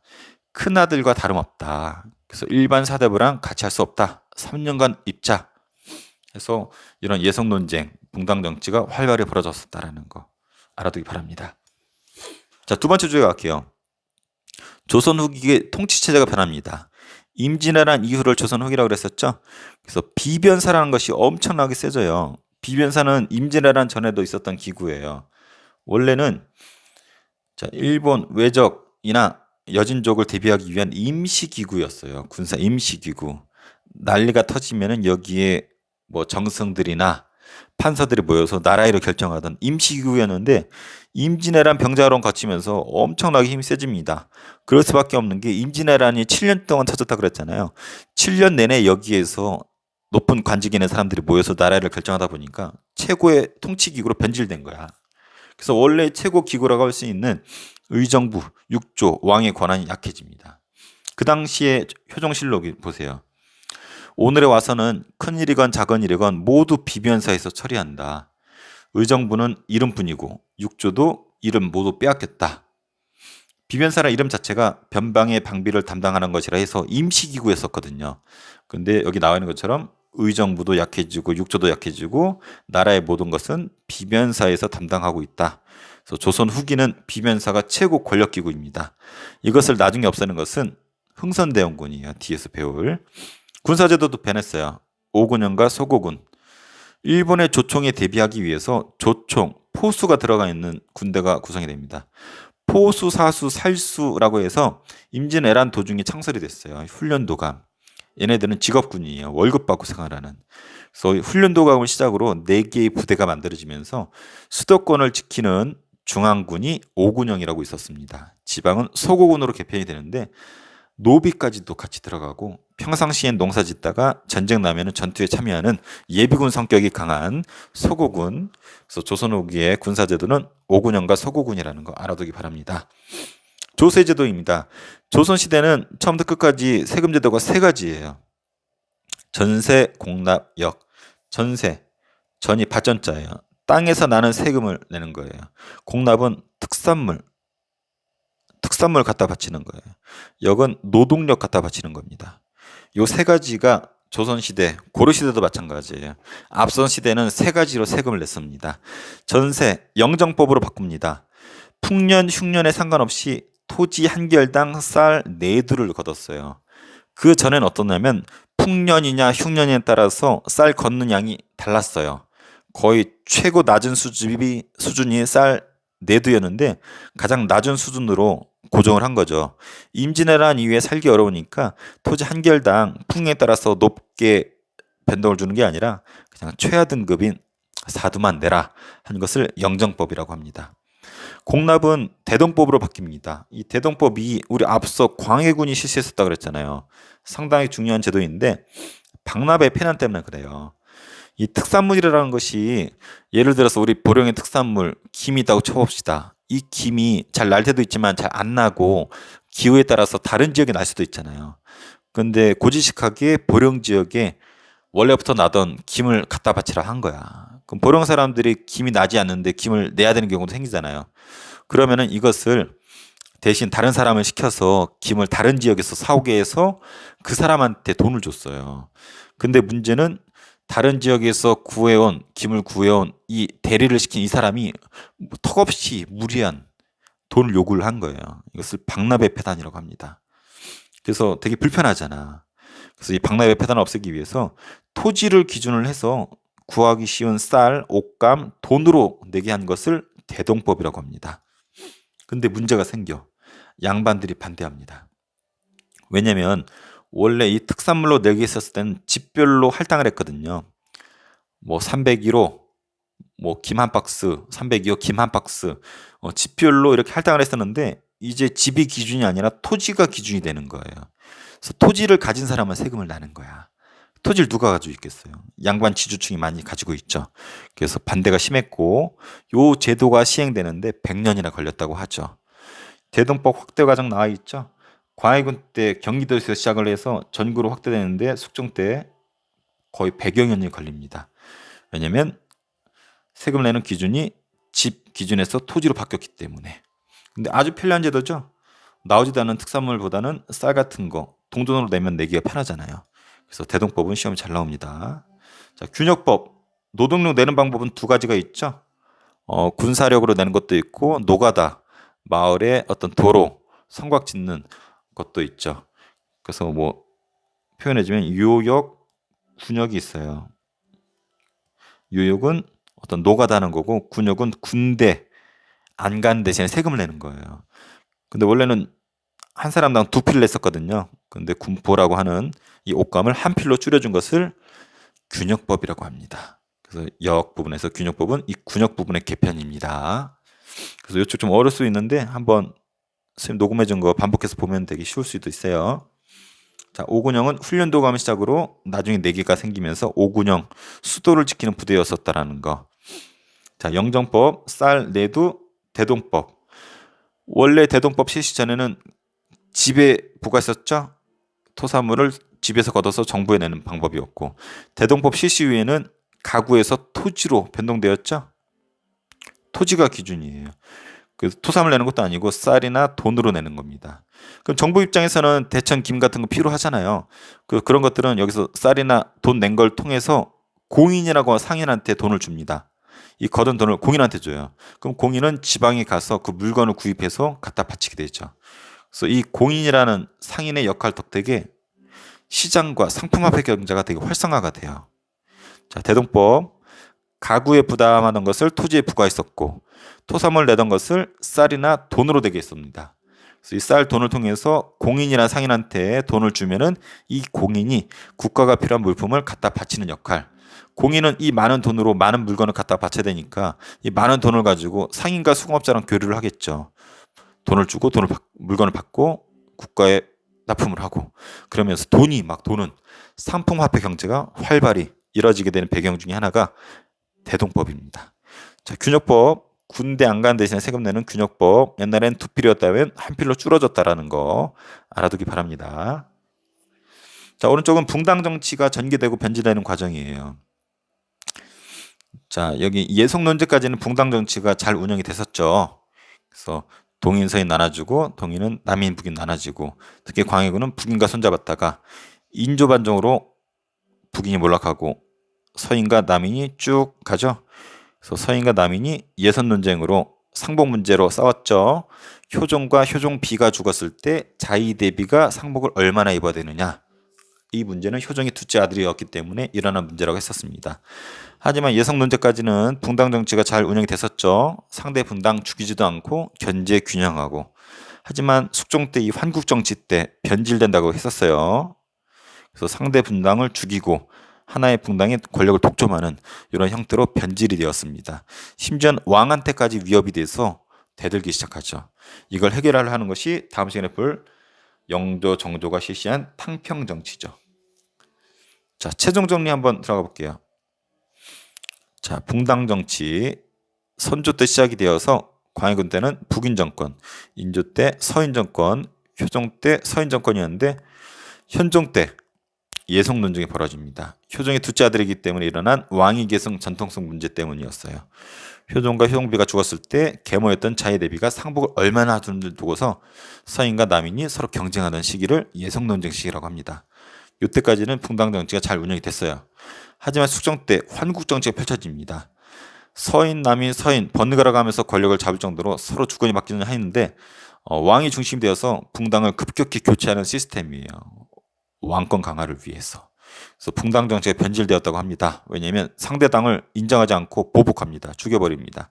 그래서 하나 당이 권력을 독점하는 이러한 시스템을 환국 정치라고 했었어요. 조선 후기는 임진왜란 이후인데 통치체제가 변했죠. 비변사가 최고 권력기구가 되어서 왕권까지도 위협을 했었고 훈련동합을 시작으로 중앙에는 오군영이 자리 잡았고 지방에 소고군이라고 해서 예비군이 자리 잡았고 조세제도가 변했죠. 농민들 부담을 덜어주기 위해서 영정법, 대동법, 균역법. 영정법은 토지연결당 4두, 대동법은 박납의 폐단을 해결하기 위해서 집별로 내는 걸 토지별로 내게 했고 특산물 대신에 쌀이나 동전으로 내게 했습니다. 하지만 토지를 기준으로 하다 보니까 양반의 반대가 심해서 100년이나 걸렸고 균역법은 이 군역을 좀 줄여준 건데 두 필을 한 필로 줄였다라는 거. 그래서 붕당 정치에서는 이 흐름 알아두고 대동법은 상품화 경제의 활성화에 기여를 했었다라는 거 알아두기 바랍니다. 자, 21강 조선 후기의 정치 변동 두 번째 부분입니다. 여기는 탕평 정치랑 세도 정치 배울 겁니다. 여기 영조, 정조는 탕평 정치를 했다고 보통 얘기를 합니다. 그리고 순조, 헌종, 철종 때는 세도 정치라고 얘기를 해요. 그래서 요거 구별하는 거 배울 건데 우리가 앞서 숙종 때 뭘 배웠냐면 환국 정치 배웠을 거예요. 환국 정치, 국정을 전환시킨다. 그래서 서인에서 남인, 남인에서 서인 이렇게 번갈아 가면서 숙종이 붕당을 교체했었죠. 그리고 상대의 붕당을 인정하지 않고 죽이고 하나의 당이 권력을 독점하는 그러한 시스템이었었어요. 근데 정조가 왕이 돼서 보니까 이러한 부분, 어떤 특정 붕당이 독점을 하게 되면서 왕한테도 위협이 되는 부분을 느꼈다고 합니다. 그래서 영조 초기에는 이인자의 난이라고 있었어요. 우리 교과서 나오질 않지만 이인자의 난이 있었는데 영조한테 위협이 되었죠. 특히 영조는 장희빈 우리 배웠잖아요. 앞에 이 황국대 장희빈의 아들이 경종이 되었는데 금방 죽습니다. 그래서 영조는 원래 뜻하지 않게 기대하지 않게 왕이 됐던 사람이에요. 어머니가 이제 최씨라는 무술이었는데 왕의 후궁으로 들어가면서 운이 좋게 왕이 된 사람이고 이인자의 난으로 어떤 신하들의 어떤 도전을 받으면서 영조 입장에서는 왕권 강화에 되게 심혈을 기울일 수밖에 없었습니다. 그래서 영조가 이런 환국 이후에 왕권이 약화된 부분을 우려해서 실시한 것이 탕평 정치입니다. 그리고 정조도 똑같이 탕평 정치를 했는데 탕평이란 말은 이런 뜻이에요. 어느 편에도 치우치지 않고 공정한 정치를 하겠다. 그래서 남인, 노론, 소론, 특정 붕당을 가리지 않고 공정하게 하겠다라는 것을 탕평 정치인데 영조, 정종 때 실시가 됩니다. 근데 둘은 약간 차이가 있어요. 먼저 영조의 탕평 정책은 소극적인 탕평이라고 보통 표현을 해요. 이게 붕당 간의 다툼을 일시적으로 그냥 누를 뿐이에요. 왕권으로 눌렀을 뿐인 거지 어떤 근원적으로 해결한 것이 아닙니다. 구체적으로 볼게요. 탕평 교서를 발표하고 탕평파 육성, 탕평비 건립, 탕평자 들어간 일을 많이 합니다. 탕평 교서 여기 한번 볼까요? 붕당의 폐해가 심하다. 처음에는 학문의 문제에서 분쟁이 일어나더니 이제는 한쪽 사람을 모두 역적으로 몰아붙이고 죽여버린다. 환국 정치의 폐해를 말하는 거죠. 그리고 인재를 등용할 때 같은 붕당 사람들만 등용하고 관리 임용을 담당하는 부서로 하여금 탕평을 거두어 쓰게 하여라. 그래서 탕평 정치 하여라라고 왕이 교서를 내려서 탕평 정치할 것을 강조를 하고 있죠. 그래서 탕평파라고 해서 각 붕당에서 좀 온건한 사람들, 타협적인 사람들을 데려다가 탕평파로 구성을 하고 이들을 중심으로 정치를 했었다고 하죠. 그리고 성균관 앞에다가 탕평비라고 해서 탕평의 의지를 강조를 했었다고 합니다. 이것이 탕평비인데 성균관 앞에 있어요. 그래서 두루 사랑하고 편당하지 않는 것은 군자의 공정한 마음이고 편당하고 두루 사랑하지 않는 것은 곧 소인의 사사로운 생각이다. 그래서 특정 붕당을 편드는 것은 소인이고 두루두루 사랑하고 탕평하는 것은 군자이다. 인격적인 사람이다라는 뜻으로 해가지고 탕평할 것을 강조했었던 것이 영조입니다. 관련된 정치개혁으로는 이조전란의 관항을 약화시켰어요. 우리 이조전랑 배웠잖아요.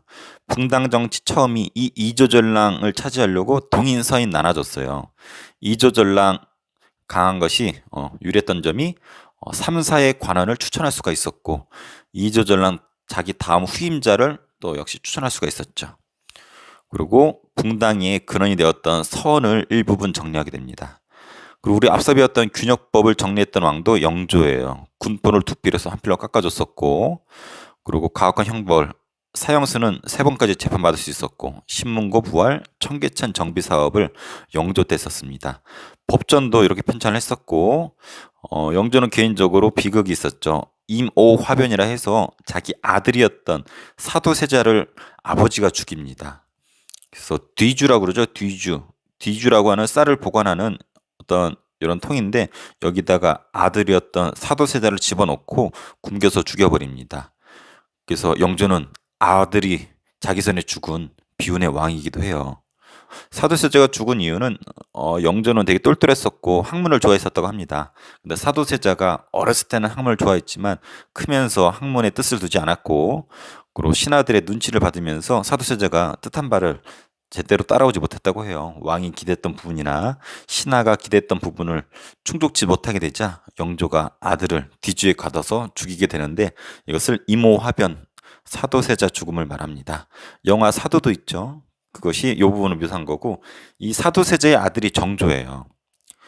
정조의 어머니이자 사도세자의 어떤 왕비가 해경공 홍씨입니다. 그래서 해경공 홍씨의 아들이었던 정조는 아버지가 뒤주에 갇혀서 죽는 걸 생생히 봤습니다. 그래서 정조 입장에서는 아버지가 죄인이 됐어. 그래서 정조 입장에서는 정신도 바짝 차려야 되고 죄인의 아들이 왕이 되었기 때문에 정조를 인정하지 않는 신하들이 많이 있었습니다. 그래서 정조를 죽이려고 하는 영모도 있었고 수많은 시도들이 있었었죠. 그래서 정조는 누구보다도 탕평책을 절실히 느꼈을 사람이에요. 특정 붕당에서 자기를 죽이려고 하기 때문에 붕당에 휩쓸리지 않고 탕평 정치를 실시했던 사람이 정조고 되게 똑똑했던 사람이에요. 그래서 정조는 영조가 그냥 꾹 눌렀을 뿐인 일시적인 탕평이었다면 정조는 적극적인 탕평을 했다라고 얘기합니다. 강력한 왕권으로 시시비비를 가렸다고 해요. 우리 시비라 그러잖아요. 시비. 옳고 그름이란 뜻이에요. 옳고 그름을 왕이 직접 체크를 해서 옳고 그름을 따져서 있는 그대로 탕평 정치를 한 거죠. 잘못했는데도 끌어다가 쓰는 게 아니라 옳고 그름에 따라 붕당을 가리지 않고 시시비비를 가렸다. 정조예요. 정조가 이게 가능했던 이유가 본인 스스로 천재에 가까울 정도로 공부를 많이 하고 똑똑했어요. 그래서 이런 일을 하면서 소극적인 탕평을 아니라 적극적인 탕평으로 남인뿐만 아니라 소론까지도 등용했었다라는 거. 특히 소외되었었던 이 남인들 많이 등용을 했는데 여기 대표적인 사람이 정약용이죠. 정조의 파트너였던 정약용이 남인이었고 수많은 남인들이 등장이 됩니다. 자, 정치개혁 부분 상당히 중요합니다. 정조는 장영령을 설치했어요. 자기만을 지키는 친위부대를 두었었고 궁궐에도 뒀었고 이따 보게 될 화성에도 장영령 외부 파트를 또 두기도 했었습니다. 또 규장각을 설치해서 왕의 정책 자문기구 띵크탱크라고 그러죠. 띵크탱크 어떤 자기의 어떤 정책, 머리, 두뇌 역할을 했었던 것이 규장각이에요. 세종대왕 때 집현전이 있었다라면 정조 때는 규장각을 통해서 수많은 아이디어, 공부, 어떤 서적 같은 도서관 역할을 했던 것이 규장각입니다. 그리고 자기가 뽑은 관리들을 초계 무신자라고 해서 이 규장각과 연계시켜서 교육을 시켰습니다. 이게 가능했던 이유가 정조 스스로 똑똑하기 때문에 자기가 뽑은 관리를 스스로 재교육시켜서 왕권 강화에 도움이 되는 자기의 친위 관리를 관리했었다고 볼 수가 있는 거죠. 그리고 수원 화성을 촉조합니다. 왕의 정치적 아지트라고 보면 돼요. 장영용은 자기의 군대, 규장각은 자기의 어떤 참모, 머리들을 키운 거고, 수원화성은 자기의 물리적인 어떤 아지트 공간이에요. 수원화성 있죠? 계획도시이고 유네스코에서 세계문화유산으로 지정이 되어 있죠. 자, 그리고 민생안정. 서울과 노비같이 차별받던 사람들을 그나마 좀 개선을 해줍니다. 서울은 정식 본처의 아내가 아니라 어떤 첩의 아내가 되는데 차별받았었죠. 이 사람들이 대거 정치계로 진출하는 것이 정조 때예요. 대표적인 게 박제가, 유덕공, 이덕무. 아주 유명한 사람들입니다. 그리고 시전 상인들이 갖고 있던 특권을 줄입니다. 시전 상인들이 뭐냐면은 국가가 허락한 상인이에요. 조선시대는 농업국가이기 때문에 상업을 억제했는데 그래도 상인들이 만들어야 될 물건들이 있을 거 아니에요. 팔아야 될, 취급해야 될 물건들이 있는데 이 사람들한테만 특권을 줬어요. 이것을 금난전권이라고 합니다. 여기서 난전이 뭐냐면 잡상인이에요. 시전 상인은 국가에 세금을 내고 국가가 필요한 물건을 납품을 하거든요. 근데 똑같은 물건을 난전, 잡상인들이 만들어서 팔아요. 근데 시전 상인은 세금을 내고 허락을 받았는데 이 난전들은 허락받지 않은 잡상인들이잖아요. 그래서 이 시전 상인들은 이 난전을 금지시킬 수 있는 권리가 있어요. 이것을 금난전권이라고 하는데 이게 시전 상인들은 요거 가지고 난전들을 탄압한 거죠. 근데 정조는 시대 흐름을 좀 읽었나 봐. 자유로운 상업 활동이 필요하다 생각을 하고 이 금난정권을 일부 시전 상인을 제외하고는 금난정권을 폐지합니다. 더 구체적으로는 유기전이라고 하는 시전 상인이 있는데 걔네들의 금난정권만 인정해주고 시전 상인이 갖고 있던 금난정권을 폐지시킵니다. 그래서 난전들이 클 수 있는 자유로운 상업 활동이 가능해지게 되겠죠. 그래서 정조는 이 경제 흐름도 읽을 줄 알았던 뛰어난 군주였던 거죠. 그리고 법전도 편찬하면서 나라의 기강을 잡으려고 했었습니다. 근데 문제는 정조가 1800년에 이런 나이에 죽습니다. 죽고 파트너였던 정혜영도 귀양 가게 되고 뒤를 이어서 순조, 헌종, 철종 어린 왕들이 줄줄이 왕을 하게 됩니다. 왕이 10대이고 너무 어리다 보니까 왕의 외갓집 친척 있죠. 이 외척이라는 표현이 많이 나오는데 왕의 외갓집 친척들을 중심으로 권력을 독점하게 돼요. 근데 소수 가문들이 있는데 얘네들이 3대 60여 년간에 걸쳐서 어린 왕을 대신해서 정치를 말아먹고 개판 짓게 되죠. 이것을 세도정치라고 합니다. 그 가문을 세도가문이라고 하고 대표적인 가문이 안동 김씨, 풍양조 씨예요. 그래서 왕이 어리기 때문에 외할아버지였던 뭐 김조순 같은 안동 김씨라든지 이런 조씨들이 권력을 잡고 좌지우지하는 시기가 요 시기입니다. 그래서 이 당시 때 조선후기 최고 권력이 비변사에 있었다라고 앞서 배웠죠. 비변사를 이 외척 가문들이 독점을 하고 과거제가 제대로 시행되지 않아요. 그리고 관직은 매간매직이 행해집니다. 매간매직이란 말은 관직을 매매하는 거예요. 돈을 받고 관직을 파는 겁니다. 예를 들어서 보령 사또 같은 경우 5천만 원을 찔러주면은 사또자를 판 거야. 그럼 그렇게 5천만 원 찔러주고 사또가 된 사람들은 어떻게 하겠어요? 이런 부패한 관리들은 백성들을 수탈하겠죠. 자기가 투자한 만큼 삥 뜯을 거 아니에요. 그래서 삼정이라고 하는 그 당시 때 세금처럼 된 것이 문란하게 됩니다. 이 삼정이 뭔지는 뒤에 또 나오는데 이것은 전정, 군정, 환곡을 말합니다. 요 세 가지는 조선이 망할 때 대표적인 세금화된 것이었는데 이것이 제대로 정상적으로 운영되지 않아요. 그래서 백성들이 살기가 아주 어려워집니다. 그래서 반란을 일으키게 된 결정적인 계기가 삼정의 문란 때문에 백성들이 반란을 일으키죠. 대표적인 반란이 홍경래난 임슬 농민 봉기인데 뒤에 자세히 배웁니다. 그래서 세도 정치가 이렇게 개판이 되고 지방에서 부패한 관리, 탐관오리라고 하죠. 이런 탐관오리를 관리하기 위해서 암행어사가 파견이 되죠. 그래서 마패는 말 그림이 있죠.